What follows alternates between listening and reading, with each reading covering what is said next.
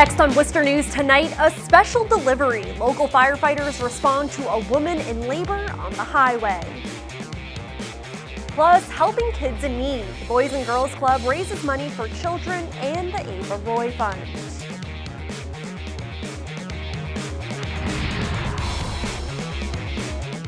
Good evening and thanks for joining us. I'm Olivia Lemon.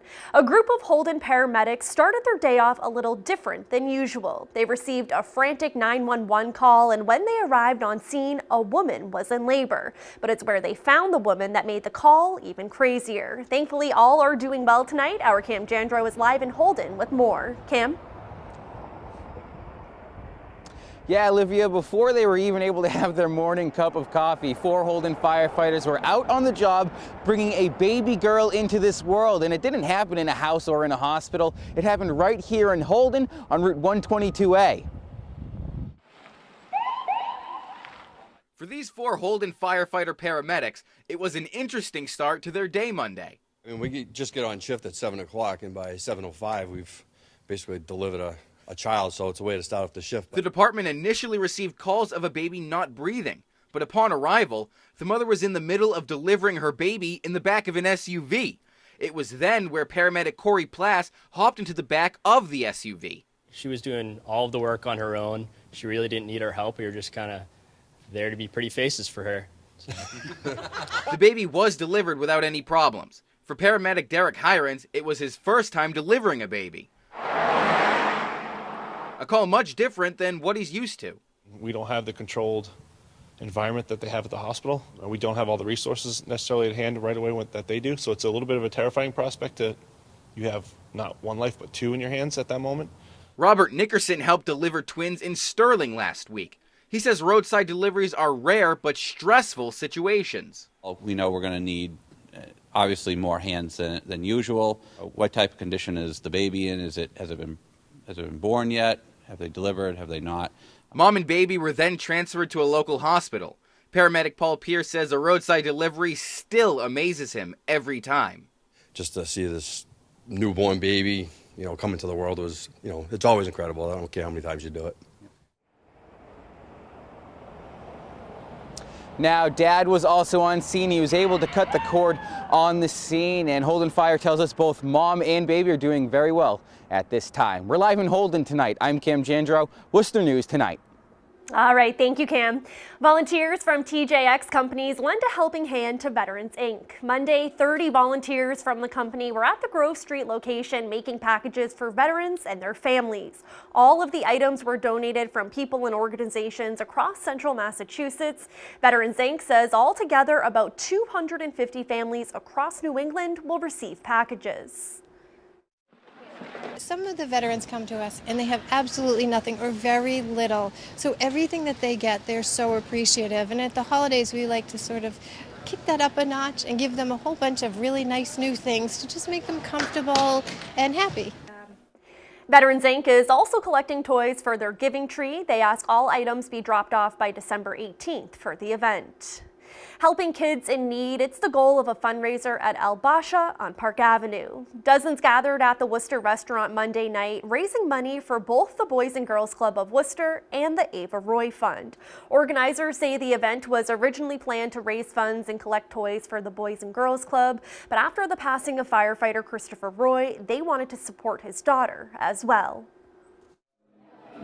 The Boys and Girls Club, it's all about the kids. And when we heard about what happened to the firefighter and his daughter, we couldn't think of a better way where we're like, you know what, we're here to help the kids, let's help her too. And the response has been unbelievable from the city.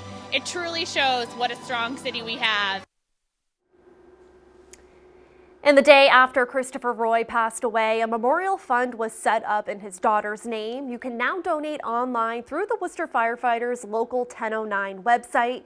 City officials say as of last Friday, the Ava Roy Fund collected $50,000. During last night's Bruins game, a 50-50 raffle totaled more than $112,000 to the Ava Roy Fund. Therefore, the fund automatically will get $60,000, and if the other half isn't claimed, the full amount will go to the fund. Fallen Worcester firefighter Christopher Roy was laid to rest this past weekend. Fire departments from across New England say their final goodbyes to a fallen hero, including an emotional eulogy from his fellow brothers. Our Brittany Schaefer has the story. A somber goodbye to Worcester firefighter Christopher Roy at his funeral Saturday. Fire departments from across New England paid their respects to a fallen brother. We all know that any day it could be any one of us, so we owe it to the past and as well to their family to show support and respect to that person. When something like this happens, especially close to home, for everybody to be there in support of the family, the firefighters from the city. The eulogy was given by 3 Worcester firefighters, all men emotional as they spoke of a close friend gone too soon. He deeply loved his family and his daughter, and nothing will ever replace him. A permanent hole is in all of our hearts now, but we can move forward together knowing that Roy's forever a part of us.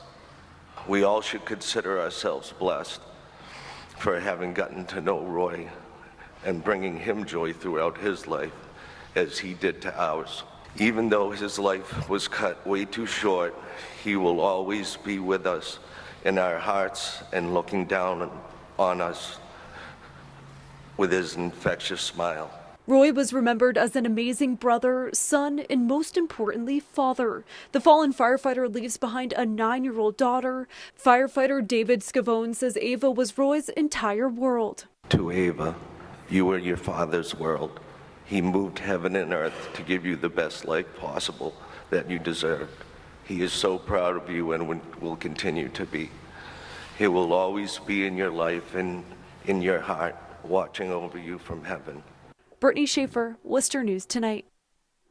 A car crash in Spencer Friday night claims the life of 25-year-old Cole Victor. His obituary says the Spencer man will always be remembered for his contagious smile and genuine loving hugs. Victor's girlfriend Tony Doldo was in the car with him. She is in the hospital with serious injuries. A GoFundMe page has raised $11,000 in just 4 hours. According to state police, Victor's car crossed into the opposite side of the highway, striking a pickup truck. The truck then burst into flames. The driver of the truck is expected to be okay. The cause of the crash is under investigation. The Cannabis Control Commission comes to an agreement with the City of Worcester to make their permanent home Union Station. The 14,000 square foot location will offer the Commission 25 offices. They say the hub of transportation offers convenience and accessibility, along with Worcester being a centralized location in the state. The CCC is hoping to move in by mid-2019. It's a program aiming to get dangerous weapons off the streets. This weekend, dozens of nearby communities participated in the 17th annual Goods for Guns buyback program. And as our Chandler Walsh explains, this year communities across the country joined in. Guns are crushed after the 17th annual Goods for Guns buyback. Dr. Michael Hirsch started the program. He watched as city welding and sheet metal fabrication scraped serial numbers and flattened each weapon. We all were fascinated. We were just kind of stunned by the visuals. 25 Worcester County communities participated in the buyback Saturday, collecting 147 unwanted and unsecured guns. Dr. Hirsch says it's about public awareness, and there's evidence the program has reduced gun injuries. In Worcester, for example, 2017 calendar year, we didn't have a single firearm fatality. That's almost unheard of for a city of our size. Dudley Police Chief Stephen Wayner says the gun buyback is productive for his community.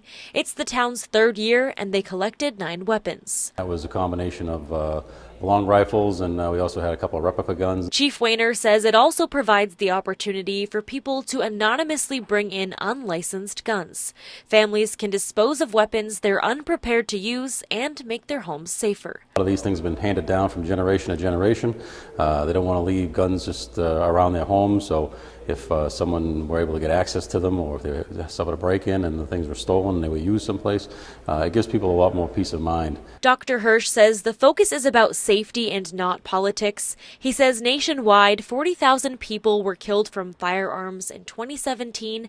Twice as many were injured, and the number increases each year. We have not only a right but a duty to discuss this, because it's a very big part of why people are coming in injured or worse. Chandler Walsh, Worcester News Tonight.